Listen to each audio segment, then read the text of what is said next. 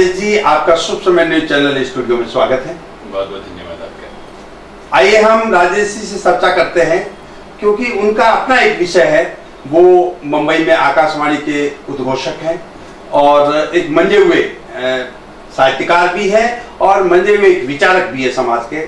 और सबसे बड़ी बात इनकी यह रही कि ये जिस विषय पर बात करना चाहे उस विषय पे सदैव तत्पर रहते हैं। आइए हम उनसे बात करते हैं आज, क्योंकि उनका रिलेवेंट विषय है। इन्होंने बचपन से ही ये सपना देखा था कि मैं आकाशवाणी करूं, बचपन से ही सपना देखा था कि मैं उद्घोषणाएं करूं, और वो एक अच्छे उद्घोषक भी है।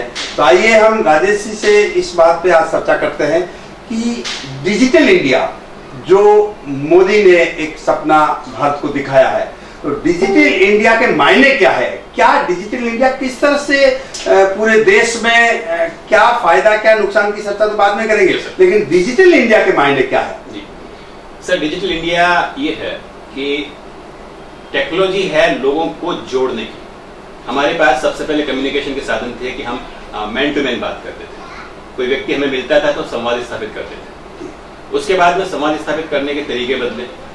फिर एक व्यक्ति प्रसारक होता था, बाकी सब सुनने वाले होते थे। तो उसमें फिर रेडियो आया, फिर दृश्य जुड़ा उसमें साथ में, फिर दिखने वाला संवाद उत्पन्न हुआ, फिर फोन आए, स्टिल फोन थे, फिर मोबाइल शुरू हुए। मोबाइल के बाद में मोबाइल से अलग अलग एप्लीकेशंस के थ्रू लोग अपने संवाद स्थापित करते थे।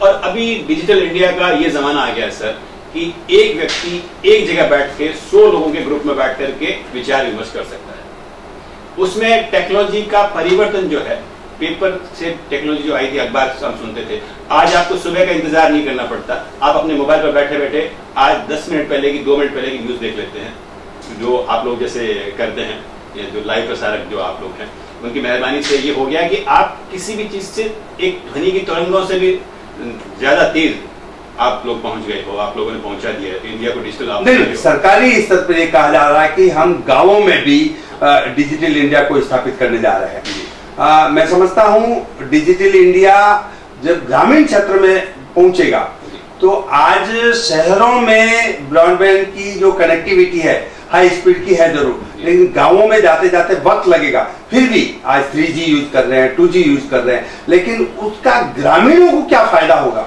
सर मैं आपको बताऊं, जो भी प्रोडक्ट को बेचता है उसको कंज्यूमर चाहिए सर। जब गांव के लोगों को कॉन्सेप्ट समझ में आ गया और उसके बेनिफिट उनको लेने आने लग गए, उस वक्त मैं कहता हूं सर रात नहीं होगी पूरी, उससे पहले ये सारे साधन स्थापित हो जाएंगे। आप सिर्फ प्रोडक्ट बेचने वाले को ये चीज दिखा दो कि इससे आपके गांव में ये बेनिफिट है, आप कौन सा नेटवर्क कहोगे सर वो जो गांव में नहीं रहेगा? मैं कहता हूं जिस दिन गांव का जो ग्रामीण है उसको ये पता चल जाएगा कि वो डिजिटल इंडिया के माध्यम से एक क्लिक देख करके पता कर सकता है कि उसको ये यूरिया खाद लेनी है। जी, खेती बाड़ी की बात जो देखो जो चीज आप और हम यहाँ बैठ करके किसी साइट पे जाकर हम शर्ट या पैंट खरीदते हैं ऑनलाइन, वो शर्ट पैंट ना खरीदे, हो सकता है वो आप यूरिया खरीदे। हाँ, लेकिन उन्होंने अपने खेती बाड़ी के जो है वो बात करे वहां। तो वो जब वो देखेगा कि उसको खेत में ये रोग लग गया उस पौधे के ऊपर, तो उसको किस डॉक्टर की सलाह लेनी है, किस डॉक्टर का इंटरव्यू कहां पर है, वो गया नेट पे चेक किया, उसने उसका इंटरव्यू सुना, उसको पता लगा कि इस फला बीमारी में फला चीज दी जाती है। उस दिन आप मानेंगे सर, सारे सर्विस प्रोवाइडर है, सेवा प्रदाता है, वो वहां पहुंच जाएंगे उसको डिजिटल करने। नहीं, ये तो हुआ कमर्शियल के भी वो सेवा प्रोवाइडर पहुंच जाएंगे। दूसरी बात, जो उपभोक्ता है जो उपयोग करेंगे उनको भी फायदा होने वाला है। होगा ना सर, उनका फायदा ही होगा कि उनकी प्रोडक्टिविटी बढ़ेगी, उनका अनाज का उत्पादन बढ़ेगा। लेकिन ऐसा लगता नहीं है अभी इन दिनों जो वातावरण चल रहा है डिजिटल इंडिया की, प्रधानमंत्री ने बड़ी घोषणा की कि पूरे देश को डिजिटल इंडिया की तरफ ले जा रहे हैं। एक तरफ भारत जो ग्रामीण क्षेत्र का कहते हैं हम, और दूसरा डिजिटल इंडिया की बात करते हैं जो डिजिटल इंडिया का उपभोग कर रहा है। तो ये भारत और इंडिया के बीच का फर्क डिजिटल इंडिया कैसे मिटा पाएगा? सर ऐसा है कि शुरुआत में जब कंप्यूटर आया था हमारे देश में, तो ये कहा गया था कि इस कंप्यूटर से कितने सारे लोग बेरोजगार हो जाएंगे। कंप्यूटर की हमारे देश में कोई जरूरत नहीं है। आप आज की डेट में देखते हो कि बिना कंप्यूटर के एक क्षण भी व्यतीत नहीं होता है। सब जगह कंप्यूटराइजेशन हो गया है। आप देखिए गांव में बैठा बैठा आदमी जिसके पास में मोबाइल और इंटरनेट है, उसको कहीं की यात्रा करनी है, वो ऑनलाइन टिकट चेक करता है और पूछता है कि कितनी अपने सीट है कि नहीं। मतलब समय की बचत हो रही है उसके साथ। समय की बचत हो रही है, आप फास्ट हो रहे हो, हर चीज में आपको नवीनतम जानकारी, जो आपको काउंटर पे जाके पूछना पड़ता था कि भाई साहब मुझे यहाँ से जोधपुर जाना है, टिकट है कि नहीं है, जो स्मार्ट कह सकते हो कि जो स्मार्टफोन है, तो स्मार्ट एडवांस टेक्नोलॉजी आ रही है। साहब मैं ये आपसे पूछता हूँ कि पूरी दुनिया स्मार्ट हो रही है, हम क्यों नहीं हो? नहीं, बहुत अच्छी बात है कि हम भी स्मार्ट हो।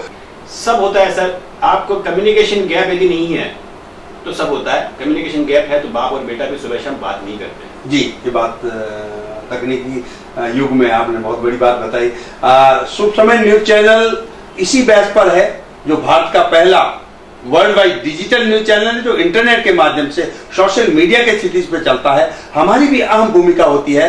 शुभ समय चैनल की अहम भूमिका स्वयं समझता है कि लोगों में सिविक्स कैसे बताएं, अवेयरनेस कैसे लाएं, हम डिजिटल इंडिया की तरफ कैसे आगे बढ़े, हम स्मार्ट सिटी की तरफ, स्मार्ट सिटी को नवनिर्माण करने में सरकारों का कैसा सहयोग करें। हालांकि कई विषय थे जो हमने राजेश जी को पूछे, और हम जानते हैं कि राजेश जी हर विषय पर बेबाक उत्तर देने की क्षमता रखते हैं। विषयांतर किया, फिर भी उन्होंने अपने बेबाक जवाब दिए। राजेश जी, शुभ समय न्यूज चैनल स्टूडियो में आप पधारे, आपका बहुत बहुत स्वागत और बहुत बहुत धन्यवाद। आपने बुलाया और मुझे इतने अच्छे तरीके से बातचीत हुई आपकी, और हमारे बहुत बहुत धन्यवाद आपका।